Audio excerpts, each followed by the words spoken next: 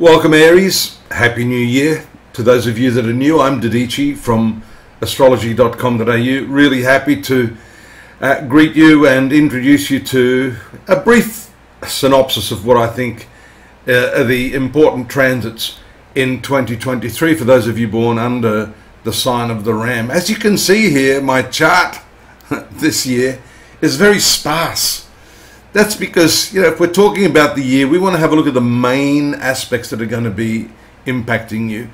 And I thought this tripod of 3 planets, Jupiter, which represents where you can expand, Saturn, where you're going to feel the limitations this year, and also Pluto, which represents your transformative process, that phoenix in you, the opportunity to rise above who you are. And interestingly, both the expansive experiences you have along with the restrictive experiences make up who you are and give you the opportunity at transforming your life. March 7 is very, very important. That's when Saturn makes its move here into the sign of Pisces, your 12th house. And the 12th house has a lot to do with the suffering. And it's interesting that 12th house is suffering, the hidden aspects of your nature, the things that bring you undone, both past and even sometimes in present. And Saturn is naturally the planet of suffering, constriction, contraction, where it is you're likely to contract. It's important for you not to contract, because here we see there's a nice aspect between Saturn and Jupiter.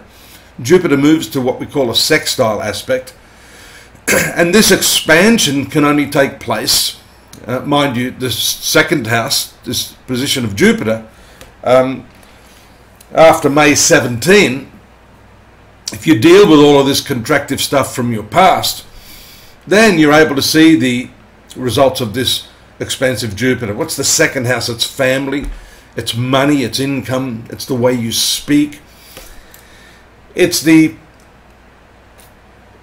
building block for your material life, that second house. So dealing with a lot of this past, getting yourself together, putting aside those things you know you can't change, stop focusing on those negative things so you can work on this expansive process.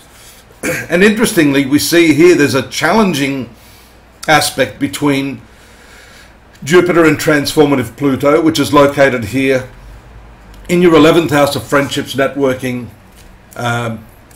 intimate social connections. And so once you get these 2 planets organized, once you deal with the contractive issues in your life, the past, those relationships that haven't gone well, those decisions that you made that weren't exactly correct, you accept that, realize that you must move on. And of course this 12th house has also to do primarily with your expenses and how you give of your energy and your time. So managing that is going to be a building block of how well you expand, grow, and increase the income and the material possessions.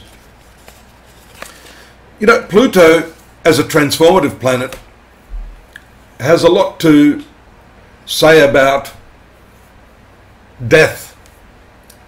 And unfortunately, when we talk about transformation, we often feel as though that transformation can take place by holding on to all of the habits and the people and the circumstances that we've had in the past, when in fact you've got to die to that. You've actually got to eliminate those things that are of no use to you anymore.